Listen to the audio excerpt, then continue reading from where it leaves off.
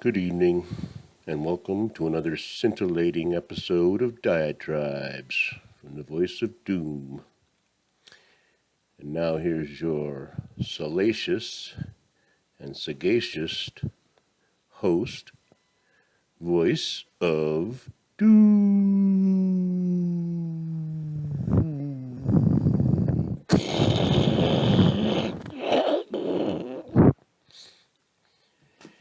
Hello. I am sorry in advance for how boring this is going to be. And I'm going to just do a lot of dribs and drabs. Nothing too interesting. And I'm going to maybe lay off the doom saying because I've said it. And I'm not going to keep saying it. I've given you enough to think about. And I'm going to move into more in the future. More into maybe problem solving and just as like, yeah, I bet you couldn't do better, so, why are you talking? Well, I could. And I have ideas about how to solve a lot of problems. And I can intersperse them. But I'm going to try to be more constructive instead of explaining why everyone's doomed. Because it might be off-putting. So, I didn't see much news worthy of commenting on today, so I will just comment on the ongoing disaster. Little red-haired girl was on TV, and I think she's kind of in charge in a way. Someone's getting information, and it's not from Petri dish, so we had to assume that since she's the spokesman for someone who can't speak, she must be kind of in charge. It was interesting. She didn't do the usual because I learned from the Fela episode and my day with Fela that, Jimmy, they plan things out when they do shows, and they put people in the audience that prompt things to happen, whether it be with props or shouting out something. There's people in the entourage and their plants, and that's fine. There's nothing wrong with that. That's show business, man. You make it look spontaneous, it may not be. It's like magic, magicians. They're not really doing supernatural things. They use different methods to create an illusion. And I noticed that kind of happened today with the little red-haired girl, because it's funny. She made an announcement that Petrie was going to go to New York, and he was going to address gun violence and gun crime. So I guess a lot of guns should be arrested very soon, because they're the perpetrators of an awful lot of misery. You can tell how they word things. They never talk about people when it comes to crime. It's the guns. That's old, and I'm not going to belabor that because that's so hackneyed. Blame the guns. Whatever. But it was interesting because Petrie's going to get to the bottom of rampant crime and looting and trains being ransacked. And, it all ties in together with the fall, with the coming conflagration. And I guess she said something like reduce recidivism. They use the usual platitudes, summer programs. They want to reduce recidivism to address root causes. Recidivism means make them not go back to crime, revert back to a criminal. So how do you reduce recidivism? By addressing root causes. That means you want to nip it in the bud. So stop having kids born in dysfunctional families who want to live large and they don't want to work at McDonald's and they don't want to work at the shoe store or wherever else and make a meager living and crawl their way up, like many people have done, and I'm still doing. It's just, you can try to live large, take my word for it. I've tried it. I mean, I've done my share. I've done many things to try to get extra money through ways that are not that savory. But if you're just going to base your life on I'm either going to be a rap star or I'm going to be a drug dealer, then those options are, that limits you as far as your life. But address root causes, okay. And it's interesting because when they started doing questions, they asked the usual, are we going to invade Ukraine or what, And what, all that's idiocy. And then there the plants in the audience at the red-haired girl's speech start talking about HBCU bomb threats. And it's going back and forth over and over on this same subject from different reporters. And I know they're plants because I didn't hear anything about bomb threats. And I watched the news a lot. Didn't hear nothing. Then I looked up HCBU, that means historically black colleges and universities.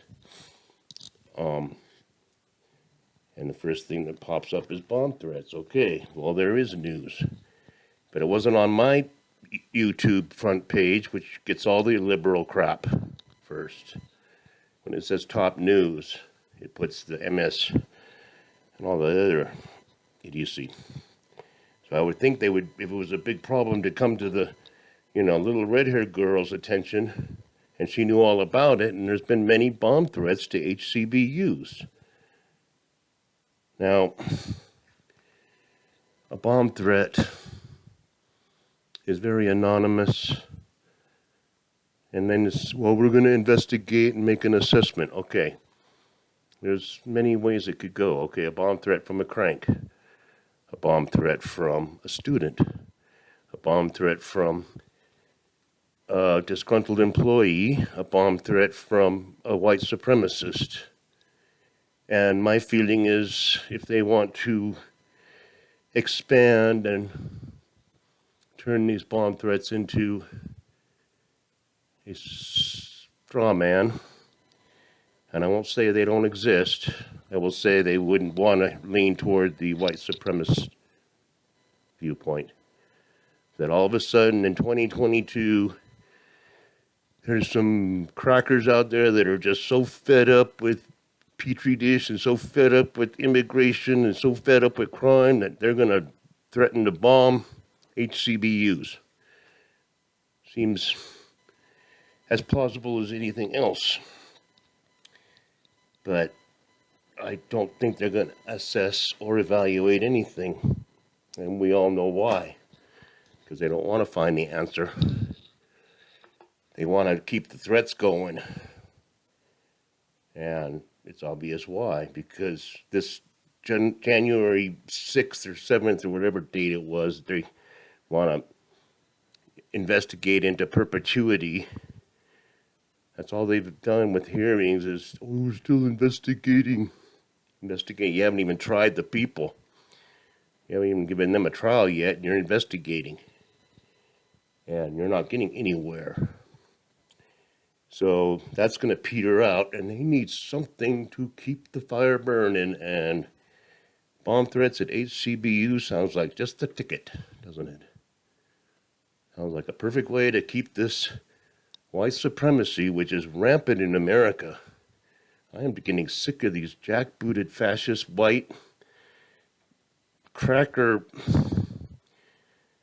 skinhead tattooed hillbillies marching in lockstep down the streets all the time and beating up anybody that looks at them funny. Sick of them. Tired of this oppression because I feel intimidated by these guys. They're everywhere.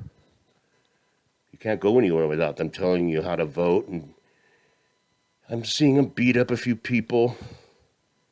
I'm making all this up, by the way.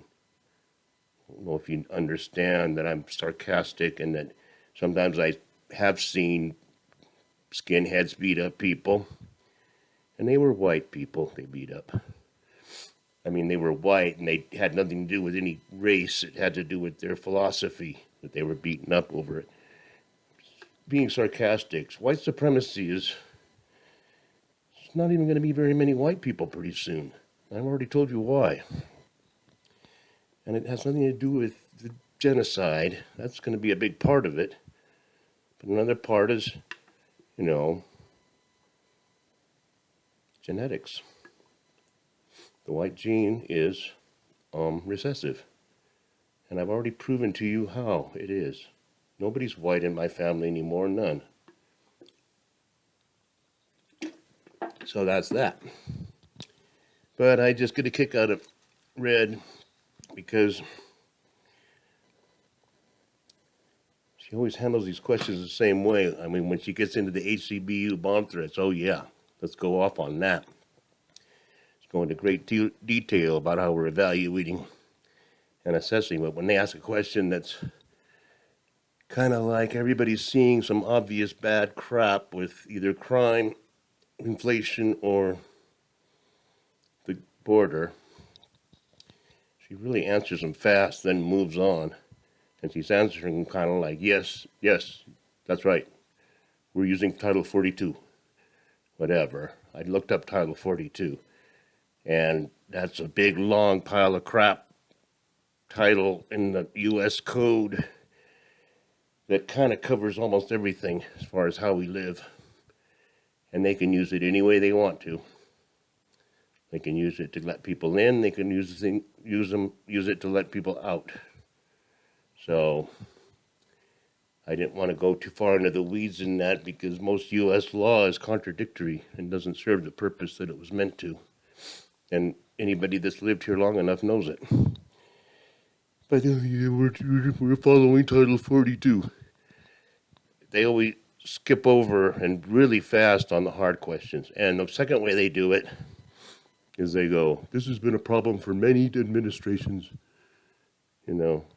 Talk about crime, and it's like, this has been a problem we've been trying to tackle for many years, or it's a problem that started in the last administration, and we're just trying to fix it.